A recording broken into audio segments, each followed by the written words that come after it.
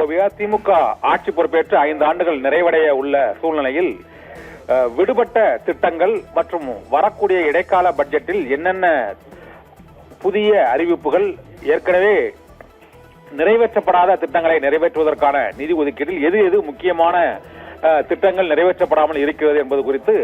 ஆலோசனை கூட்டம் தமிழக அமைச்சரவையில் மிக முக்கியமான கடைசி ஆலோசனை கூட்டம் ஜனவரி 6ஆம் தேதி நடைபெறுகிறது. மேலும் ஆளுநர் உரையில் இடம்பெற வேண்டிய முக்கிய அம்சங்கள் என்ன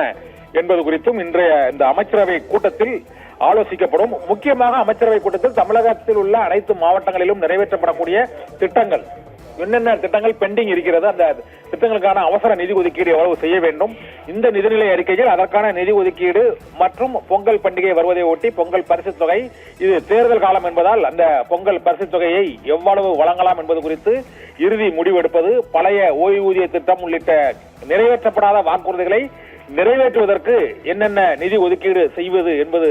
உள்ளிட்ட பல்வேறு அம்சங்கள் தொடர்பாக ஜனவரி 6ஆம் தேதி காலை 11 மணிக்கு முதலமைச்சர் மு.க.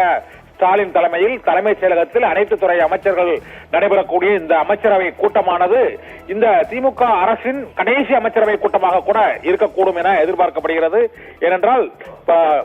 இந்த ஆண்டுக்கான முதல் சட்டமன்ற கூட்டத்தொடர் கூடுவதற்கு முன்பு, நிதிநிலை அறிக்கை தாக்கல் செய்யப்படுவதற்கு முன்னதாக, மற்றபடி பொங்கல் பண்டிகைக்கு முன்னதாக இந்த கூட்டம் கூடப்படுவதால் இந்த அமைச்சரவை கூட்டத்தில் இன்று எடுக்கப்படக்கூடிய மிக முக்கியமான முடிவுகள் அனைத்துமே சட்டமன்ற கூட்டத்தொடர் மற்றும் மத்திய நிதிநிலை அறிக்கை தாக்கல் செய்யப்படக்கூடிய சூழ்நிலையில் தமிழக அரசின் சார்பாக நிலுவையில் உள்ள மத்திய மாநில அரசுகளின் திட்டங்கள், மெட்ரோ ரயில் திட்டம் உள்ளிட்ட திட்டங்கள், இது தவிர தமிழக பட்ஜெட்டில் விடுபட்ட மற்றும் நிறைவேற்றப்படாத திட்டங்களுக்கான நிதி ஒதுக்கீடு எவ்வாறு ஒதுக்கீடு செய்வது, பொங்கல் பரிசு தொகை தேர்தல் காலம் என்பதால் அதற்கான தொகையை முடிவு செய்வது உள்ளிட்ட பல்வேறு அம்சங்கள் குறித்தும் செவிலியர்கள் மற்றும் இடைநிலை ஆசிரியர்கள் உள்ளிட்டோர் தொடர்ந்து போராட்டம் நடத்தி வரக்கூடிய சூழ்நிலையில் வரும் 6ஆம் தேதி அமைச்சரவை கூட்டம் நடைபெறும் நாள் அன்றுதான்